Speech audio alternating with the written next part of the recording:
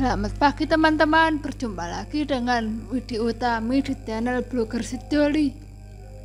Aku pengen curhat tentang tahun 2020 yang mungkin agak berat bagi kita. Twitter, Facebook, dan media sosial lainnya penuh dengan duka cita 2020. Berawal dari banjir, pandemi corona, dan wafatnya orang-orang terdekat. Tidak sedikit yang mengungkapkan betapa frustasinya berada di tahun ini. Aku memang sedih, aku akui itu. Enggak ada yang enggak berat menjalani pandemi ini. Enggak ada yang enggak frustasi mendengarkan berita mengejutkan setiap hari hingga terbesit.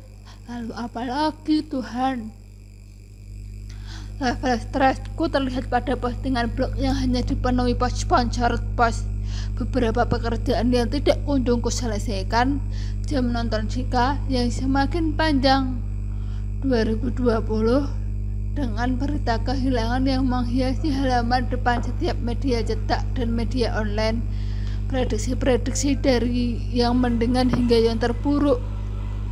Yang mendingan saja sudah membuat otak stres, apalagi yang terburuk. Spekulasi, ramalan, penelitian menghiasi beranda, orang-orang super hati-hati, orang-orang denial, hingga yang masa bodoh tumplek blek, saling lempar kesalahan, saling kritik, mencaci maki. Di balik itu semua ada pemandangan menakjubkan pada setiap kota. Mount Everest yang terlihat dari jarak 200 km setelah 30 tahun tertutup polusi. Langit Jakarta yang kembali membiru setelah bertahun-tahun abu-abu. Lubang ozon yang mulai mengecil, World War yang terlupakan. Wabah ini menampakkan mana orang-orang yang tulus dan mana yang mengambil kesempatan. Wabah ini juga menampakkan betapa di dunia ini orang-orang yang berhati tulus masih bertebaran. Mereka yang selama ini terkubur dengan berita buruk, perampokan, korupsi, sekarang ditampakkan di permukaan. Dekat, sangat dekat. Orang yang rela menyedekahkan sebagian besar harta seperti Sayyid Abu Bakar di zaman Kanjeng Rasul tidak lagi menjadi mimpi tidur. Mereka nyata. Barangkali 2020 menyimpan banyak duka. Kita tidak tahu kapan wabah ini berakhir. Kita tidak tahu ada apa di balik semua ini. Mungkin 2020 ingin kita lalui secepat mungkin. Tahun di mana ada uang tidak menjamin kita bisa jalan-jalan. Tahun di mana uang tidak menjamin terbebas dari paparan wabah.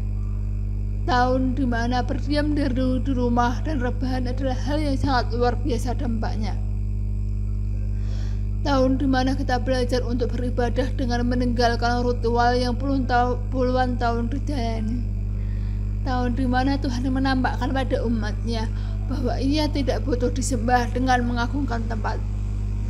Tahun di mana hingar-bingar menyambut Ramadan terpaksa ditiadakan, berganti dengan menyambut Ramadan dengan hati yang sunyi dan hening.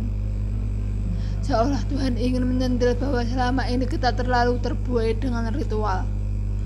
Aku menulis catatan ini setelah berita kematian memenuhi timeline media sosial, dari perawat, dokter spesialis, orang-orang terpilih hingga artis-artis berbakat. Sebagaimana aku yang sekarang bersyukur atas tahun-tahun pahit yang pernah kulalui dulu. Tahun-tahun ratapan yang baru kusadari hikmahnya bertahun-tahun kemudian.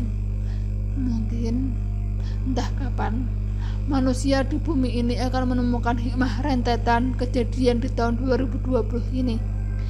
Semoga aku masih bisa melanjutkan menulis tentang hikmah-hikmah tahun 2020 ini di tahun-tahun yang akan datang dengan kondisi spiritual, fisik, dan usia yang jauh lebih baik, keluarga yang jauh lebih harmonis dan dalam naungan cintanya.